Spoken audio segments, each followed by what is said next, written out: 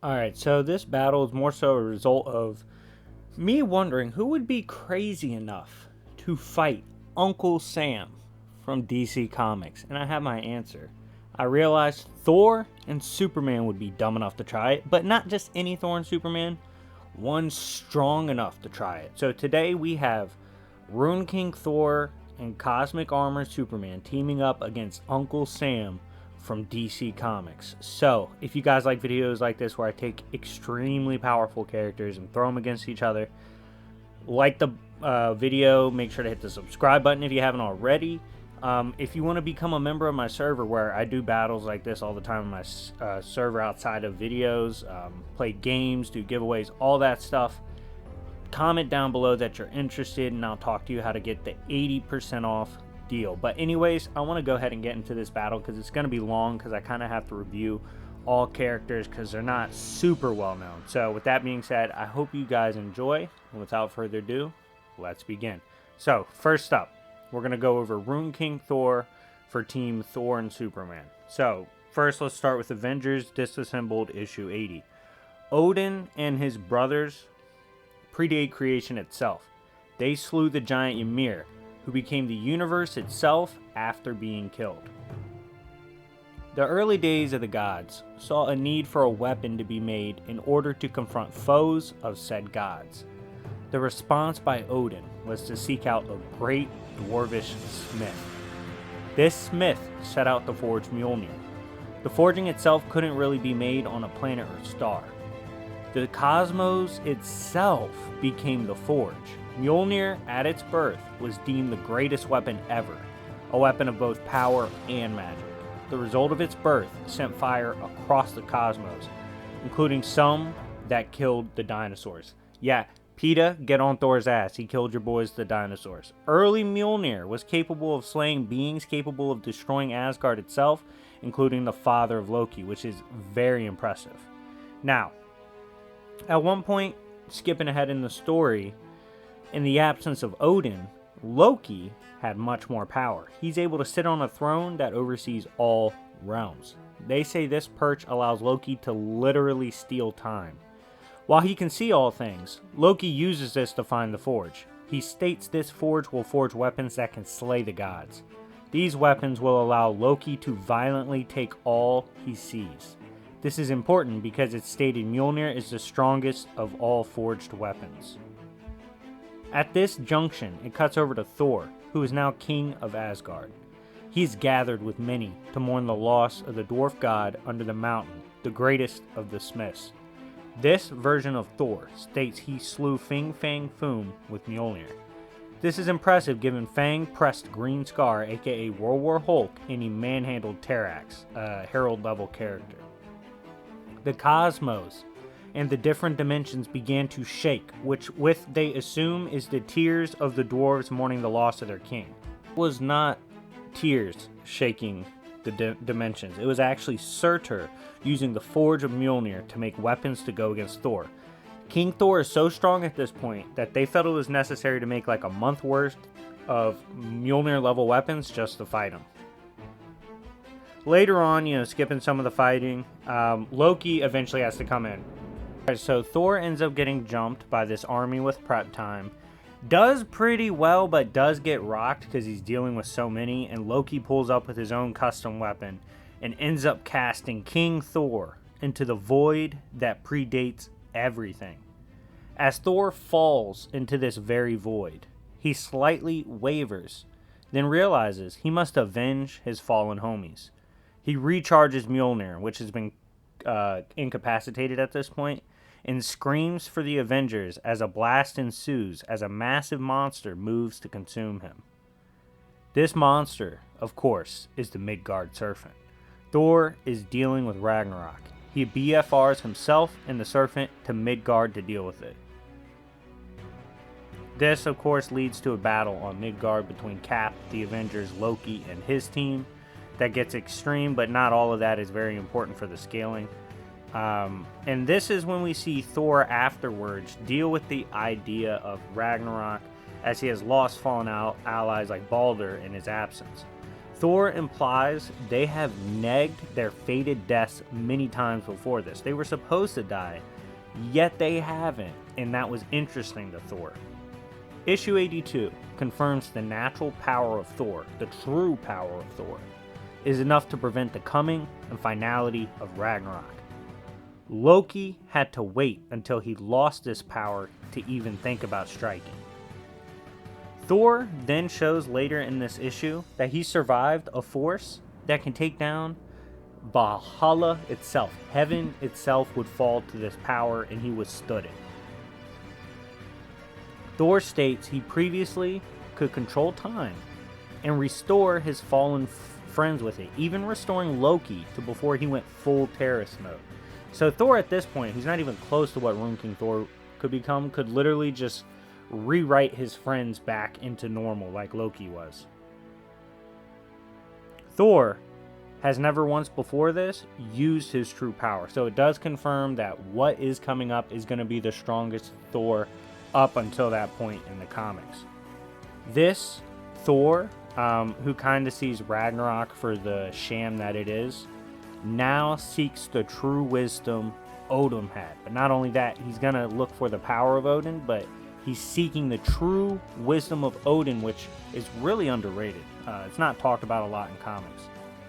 Outside of Odin's wisdom is nothing, because Odin's wisdom itself is beyond the place that sees all things. So his perception at his peak for Odin is supposed to be wild, but this is what Thor is aiming for, to see beyond even what Loki sees, which is crazy because Loki on his perch sees it all. Even this Thor can transcend more if he seeks true wisdom. His godhood is inherent, but true godhood is earned, which he must do by finding true sight and true wisdom. To transcend, Thor must destroy himself. That is, destroy his roots. His roots are his story, fate, and destiny, as that is what he truly is. He must destroy the idea of the god of thunder and become more if he is to become strong enough to defeat Ragnarok. To become truly transcendental, he must take a transcendental path. He must do more than others. Even prime wisdom of Odin can't be on the same path. Thor has to perform a ritual beyond, since he must go beyond all others before him in order to stop what plagued them all. Thor sheds both of his eyes in pursuit of true sight. He then drinks from the well of Mimir, as it is now full and ready for him to use, per the instruction of the Odin Force. Having found his now true sight, Thor must find new being in the runes. He cannot truly be remade and transcend if the life of Thor still remains. Even before achieving peak transcendental sight, Thor was able to see all things remembered and known and to have been ever. Odin hung for 9 days until brink of death for rune knowledge. Thor must go into death itself to transcend and go beyond this. Thor now sees all things talked about in science and things discussed in philosophy. This includes dualities, archetypes, and ideas. This includes creators, destroyers, the father-son archetype, the cycle of rebirth itself, the death of gods and beyond, oblivion or beyond all things, and more. This is described as the true wisdom needed to control the future. He will simply know, and thus will be able to guide the new future. Thor can see any and all deeds ever done with his new wisdom, or undone ever. He was the cosmic seed planted by Odin to bring about the end of the death of the gods. Briefly, Thor in this process is held in death. The spirit of Odin comes to free him and brings him beyond death, as it symbolizes his freedom from the concept of death now. Thor has now drawn notice from the ones who sit above in shadows. He has transcended the concept of death, even death of the gods. To do so is an act that even impresses the ones. These beings reside above even the death of gods. In fact, the cycle of gods dying is what they casually feed on. The story and struggle of gods is their snack, and gods are just toys to them. Beings beyond time and space are toys to them. All Thor feats up to before this is childish compared to what he's doing now. So think about when he was one-shotting people like I previously told you. It's nothing compared to this. Ragnarok is confirmed an infinite, eternal cycle of the death of gods.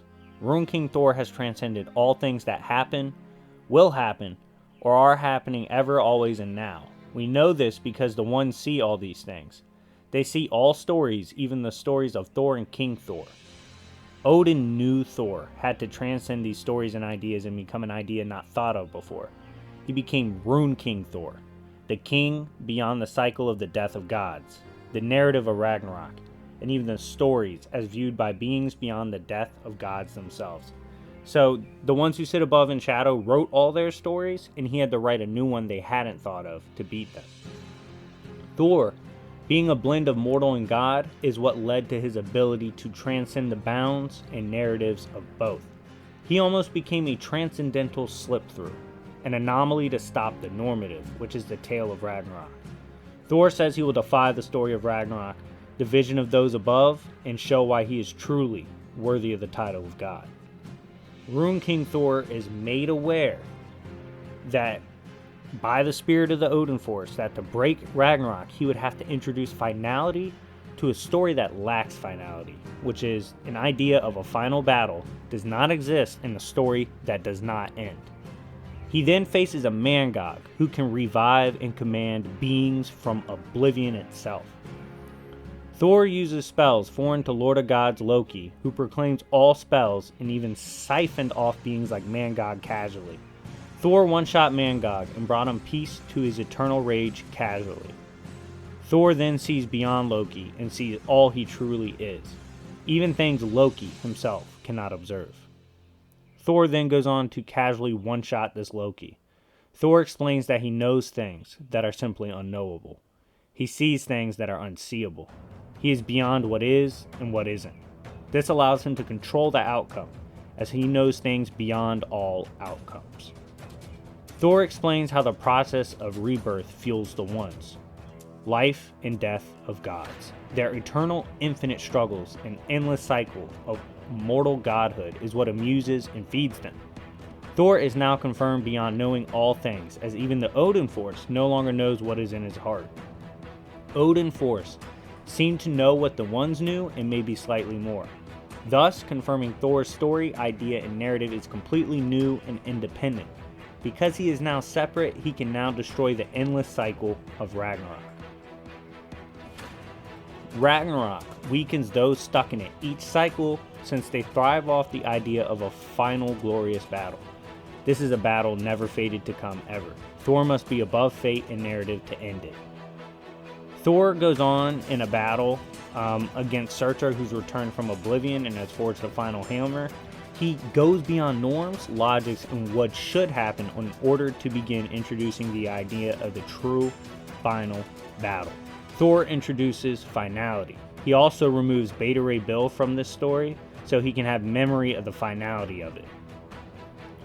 Thor can see all of his fates, all of the fates of others, and all of the timelines. He can see the loop that is all of the stories. The fates and the God of Gods control all the stories, timelines, fates, and narratives. It's all a cycle as they know it, all wove through the line of stories. But Thor was able to recognize the stories as he was beyond them, and he could clearly view them. He could now see beyond the ones. The gods of gods above see that Thor has transcended, and they offer praise and peace. In fact, they even offer him a spot to sit above the gods with them and control the stories. Thor calls them childish and says he is their doom. Thor bore witness to the stories of his people. He saw the flaw in their belief in the idea of a final battle. They accepted this and never looked beyond, so they became stuck in a cosmic cycle of creation. The idea of life and death is to consume. Life takes life. The ones above fed on the life of those even beyond death. They did this obviously on a narrative level, as they were fueled by the story of Ragnarok. Rune King Thor's humane ties gave him the ability to think of another path where gods and other cosmic beings accept inevitability. It is the idea of giving up, never stopping, and forging a new path to victory that Thor symbolizes. Where every other god would give up, he doesn't. He just doesn't stop. He can end the story in order to birth the new one. He can free his people from the bindings of their narrative and allow them to experience finality on a fundamental level as warriors seek the final battle, thus bringing the end to the story of Rune King Thor. Cosmic Armor Superman. Now, this story starts out with us seeing that in order to save his girl, who of course is Lois Lane, who's always in trouble or dying, you know how it goes. In order to save her, Clark Kent, aka Superman, this is pre-Cosmic Armor, must go into the impossible gap that exists between life and death itself in order to save her. Time stops as Superman is met by a being seeking to assemble a multiversal squad that will prevent the end of existence. We of course learn later on who she really is. Superman is offered a life potion if he joins the team. He is going to have to complete a mission, however, in order to get it, and he's going beyond time so that it's fair for him to complete the mission. With time in a flux, he has a chance to both complete the mission and save creation, while also saving his girl by getting some of the bleed. This bleed potion being granted to him if he succeeds was life potion itself. This being is a monitor, the masters of the Overvoid. They use the power of the bleed, which just one drop can be annihilation or healing. Superman's vision is upgraded to quote 4D to comprehend this. The bleed itself should be connecting creation, so to see above it is impressive out of the gate. Superman has to see beyond temporal/spatial type sight in order to view the incoming threat. He naturally transcends his vision. They call it 4D, but don't conflate that with saying this is a spatiality feat on a fourth dimensional level. DC often uses 4D and 5D in place of outer realms, as Marvel does sometimes as well. Superman is now looking down on the arteries between the universes, which are, of course, the arteries of creation. Pre-Cosmic Armor Superman battles to keep a massive ship from wiping out Earth as he's constantly thrown in and out of reality. Keep in mind that he's enduring the stress of constantly being resubmitted to the power of the bleed. Multiple Supermen have been assembled to win the prize if they save the multiverse. This means Cosmic Armor Superman will have to be the strongest among them to win. Even early on, we see Quantum Superman casually processing all information in the multiverse, showing how heavy of a hitter his roster is. This collective group arrives on what is initially described as an oblivion and nowhere, a place where you are as lost as one literally can be. DC fans know what it is. New fans will learn soon enough. They have exited the multiverse for certain now. They then meet the king of Limbo, the land of characters forgotten. Limbo is the land of forgotten stories, to the point that it is explained that there are no stories in this place. They cease to exist. Then we see, of course, the famous scaling, the Book of Infinite Pages, the absolute controversial Superman scaling, right? It's been around since Goku vs. Superman Death Battle, in terms of like people arguing about it. Every book possible is contained within this book. While Limbo does not have these stories, in some cases stories can exist here, like shown here when they're contained in the Book of Infinite Pages. What they begin to view is explained to them as infinite layers that then contain stories. These stories have concepts like heroes and villains. The Monitor has never before been exposed to stories, and thus was damaged when combined and exposed to it. This led to a rift in the mind, which was then sealed by divine metals.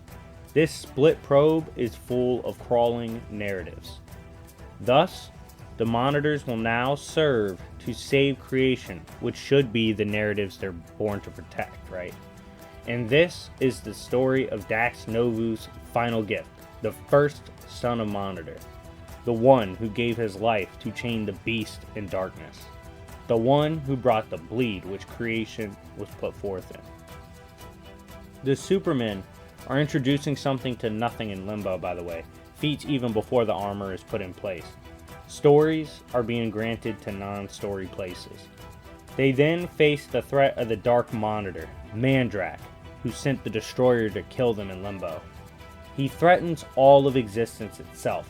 What is vast to their perspective from Limbo is nano to Mandrak as they fall under attack. And Limbo is already outside of creation, so this is nuts. Ultraman then declares he read all the stories and that evil wins in the end and it's ultimately inevitable. Mandrak, of course we realize, is this evil he's speaking on. He is coming from the void to end all of creation. The Thought Robot is what the monitors prep to face Mandrak. This device is powerful and is powered by the collision of fundamental qualities and forces. Quantum Superman has transcended to become what he calls the idea that inspired the likes of Ultraman. Quantum also explains to Superman that Limbo is abstract realm of memory only. It's not even a physical place. Quantum then fuses the symmetries of Superman, the idea of hate, crime versus a selfless act. Superman and Ultraman are being merged together. This fusion is processed by a receiver in a higher state of being or a higher dimension. Cosmic Armor Superman is thus born. He can sense that a presence beyond his understanding is watching him, and he also observes Limbo now like it's a tiny disc. The Thought Robot was designed by Dax Novu to counter any future threat to creation. Cosmic Armor Superman is now walking among forces so primal that they actually existed before narratives even formed. Cosmic Armor Superman also must face vampire gods led by Mandrak for the sake of creation. Cass is stuck inside a self-assembling hyperstory, a narrative forming on the fly. This narrative is seeking to destroy him as he battles Mandrak. He is able to survive this narrative attempted murder. Cass, or Cosmic Armor Superman, says he can't lose to Mandrak because defeating Mandrak is his sole purpose of being. That's why he was made and that's why he was forged. The Monitor, Zilovala, explains how the story of Superman is greater than the story of Mandrak. That's why they sought to at least weaponize some of it in the first place. This hyper story is inescapable as the two combat even as civilization falls. Hyperstory, if you don't know what it is, consider it a sped up story with action and resolution. Cosmic Armor Superman and Mandrak are in a struggle of constantly overpowering each other as their narratives clash and their reason for being clash. Superman realizes it's Dax Novu he is fighting, the former best of the Monitors. He then blasts Novu, causing him to fall into the Overvoid, mind of the Monitor, and thus becoming a forgotten idea. Mandrak, however, was shown that he will return, and he did return, proving he was never truly forgotten. We see in the end, we see that Superman did the impossible and contained the bleed. We then see that he wrote "to be continued" on his tombstone as a warning. This man knew that the story and the battle potentially was not over.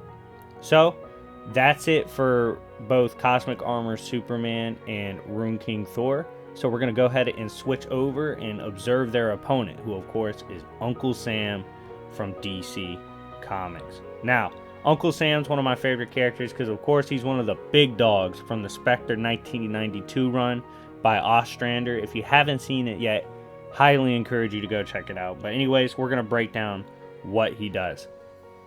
The feats for Uncle Sam, aka Sammy Fadaho, will be taken, like I said, from Spectre's 1992 run.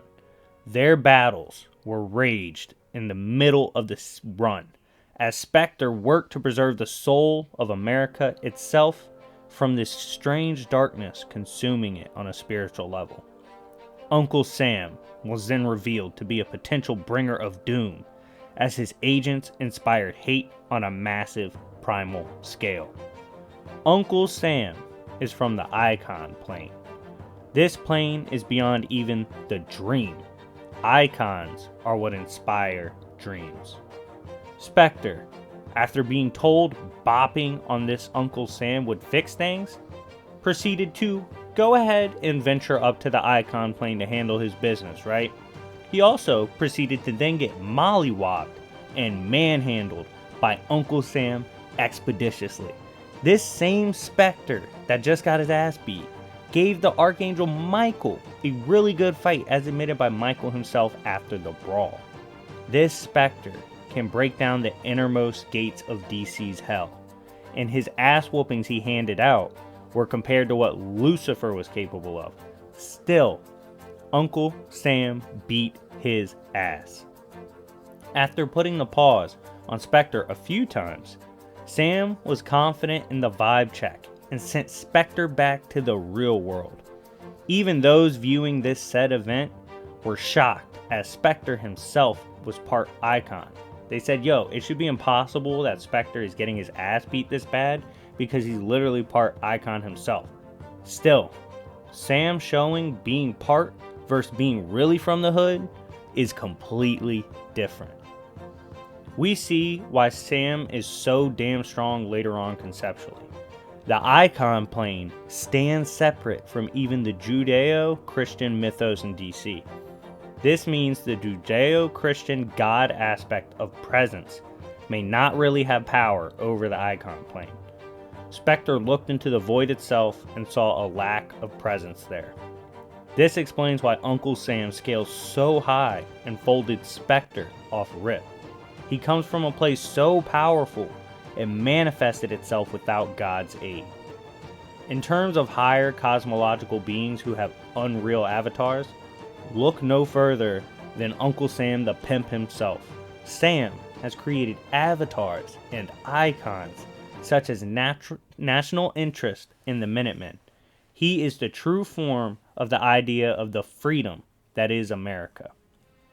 The reason these avatars are so incredibly strong is that they at one point served a similar role and function as the Spectre.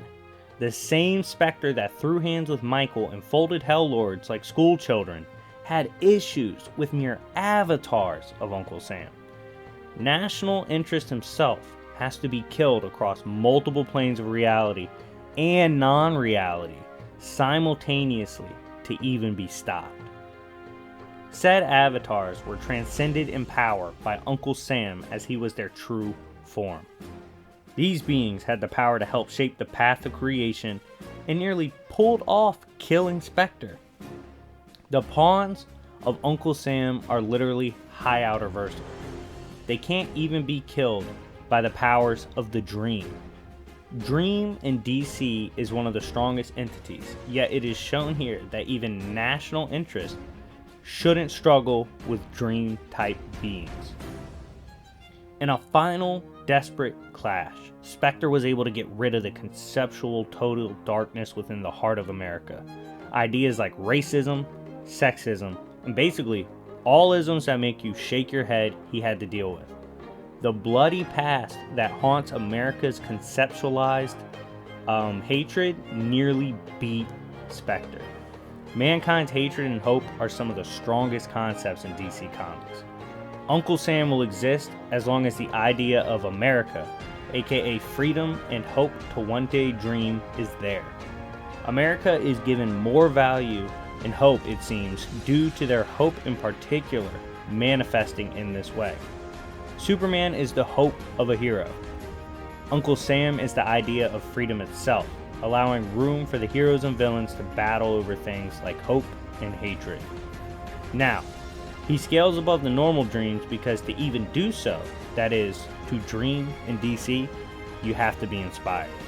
Uncle Sam's mere avatars inspired the greatest heroes in our literature, making them some of the most dangerous beings in comics.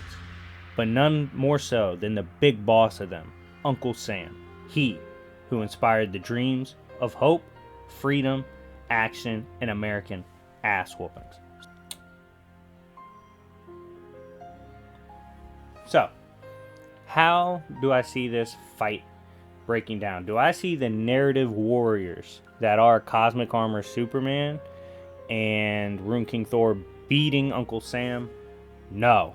He slapped around a Spectre, that arguably scales to Lucifer, has decent scaling that could put him around Lucifer tier, absorbed the source for a bit, was able to use the power of the source completely, all this stuff, just bunch of crazy feats, just to get one-shotted by Uncle Sam, who comes from an inspiration so powerful, it's stronger than the Spear of Destiny.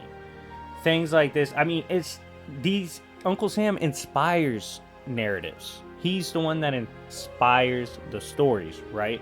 Whereas Superman's still a hero. Thor's still a hero. They aren't the inspirations of heroes. They are heroes. Like, heroes existed before Superman. That it's true. Like, they did. We had, like, mythology, all that. Uncle Sam, ideas like Uncle Sam came first. That's why I believe he's shown to be so stupidly OP in DC Comics, and that's why I believe he takes the W today. Anyways, guys, let me know what you think of this battle. Let me know what you think of these characters. If you want an Uncle Sam video or an Icon Plane video, I will happily do it. If not, I'll cover it in the 10K special, because the Icon Plane has to be discussed with DC Cosmology. But anyways, guys, thank you for watching. It's been your boy, YFV, and I will see y'all later. Peace.